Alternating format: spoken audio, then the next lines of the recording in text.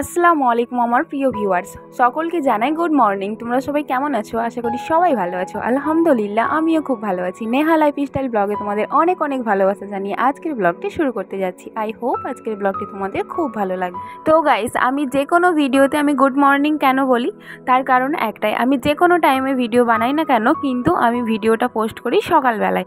তার কারণে আমি প্রত্যেকটা ভিডিওতে গুড মর্নিং দিয়েই শুরু করি। আজকে আমি বানাচ্ছি পরোটা অনেক দিন পরেই বানাচ্ছি। পরোটা বানাতে আমাকে খুব অতটা ভালো লাগে না, তা সত্ত্বেও আমি আজকে বানাচ্ছি কারণ আমার রুটি করারও আজকে ইচ্ছে নেই। আর আমার মুড, আমি কোনো সময় ইচ্ছে হলে লুচি করে ফেললাম, কোনো সময় ইচ্ছে হলে আমি পরোটা বানিয়ে দিলাম, কোনো সময় আবার ইচ্ছে হলে আমি তেল চিতাই বানালাম বা রুটি করলাম। তো বেশিরভাগ আমি রুটিটাই করি, মাঝে মধ্যে এইসব তেলের খাবারগুলো করি। তো আজকে আমার ইচ্ছে হলো যে আমি একটু পরোটা বানাই, তার জন্য আমি আজকে পরোটা বানাতে এখানে বসে গেছি। আর কি বলবো গাইস, পরোটা বানাতে বানাতে আর ভিডিও বানাতে বানাতে আমার টাইম সেই পার হয়ে গেছিলো। আমার নামাজ টামাজ কিছুই পড়া হয়নি, রাত 9:30 বেজে গেছিলো। 9টা থেকে 10:30, ভাবা যায় কটা পরোটা বানিয়েছি আমি। আমাকে এক বনু কমেন্ট করেছে, দিদি ভাই তোমার নাম আর আমার নাম হচ্ছে সেম। বনুর নাম হচ্ছে নেহা আর আমার নামও হচ্ছে নেহা। তো বনু আমাকে ওর নামটা নিতে বলেছে, তো নেহা বনু তোমার নামটা আমি নিলাম। যারা যারা কমেন্ট করছো বা ভাবছো যে আমিও ব্লগ করব, তো তোমাদেরকে আমি একটাই কথা বলি, তোমরা ভেবো না, তোমরা চ্যানেল খুলে ফেলো। চ্যানেল খুলে দিয়ে তোমরা আমার মতো ব্লগ শুরু করে দাও, দেখবে তোমাদেরও এক সময় সফলতা পেয়ে গেছো।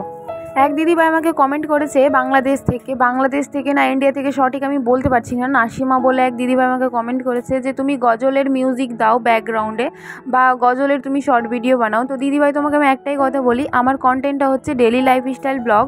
তো এই ভিডিওতে আমি কোনো রকমের গজল ভিডিও পোস্ট করতে পারবো না। আমি মুসলিম, আমি জানছি, কিন্তু গজল ভিডিও পোস্ট করলে ইউটিউব সেটা মেনে নেবে না, কারণ আমার লাইফস্টাইল ব্লগ, এখানে কোনো ইসলামিক চ্যানেল নয়।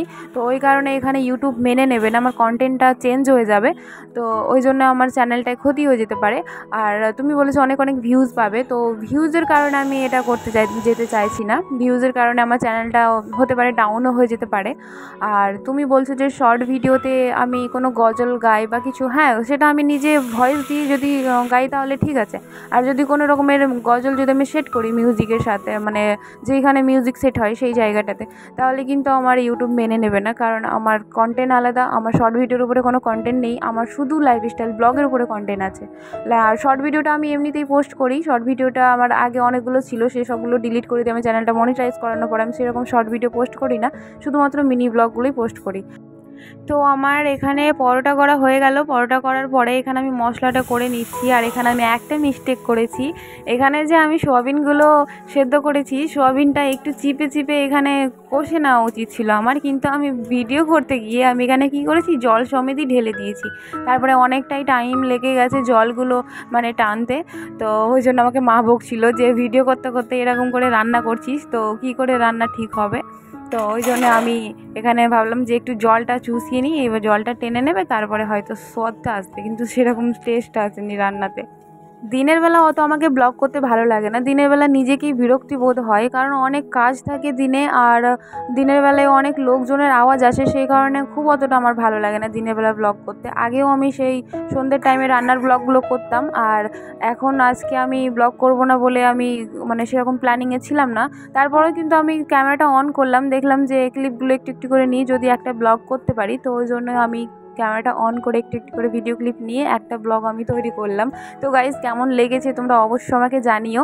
তো ফাইনালি আমার পরোটা, আমার সোয়াবিন রান্না করা হয়ে গেছে, এখানে বাবাকে খেতে দিয়ে দিলাম, আর আমিও খেয়ে নিয়েছি। আমি কিন্তু পরোটা খাইনি, আমি খেয়েছি ভাত।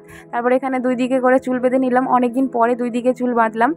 তো গাইস, আজকের ভিডিওটি এই পর্যন্তই। যদি কিছু ভালো লাগে অবশ্যই একটা লাইক করে দিয়ে আমার পাশে থেকো। ফিরে আসছি নতুন একটা ব্লগের সাথে। আসসালামু আলাইকুম।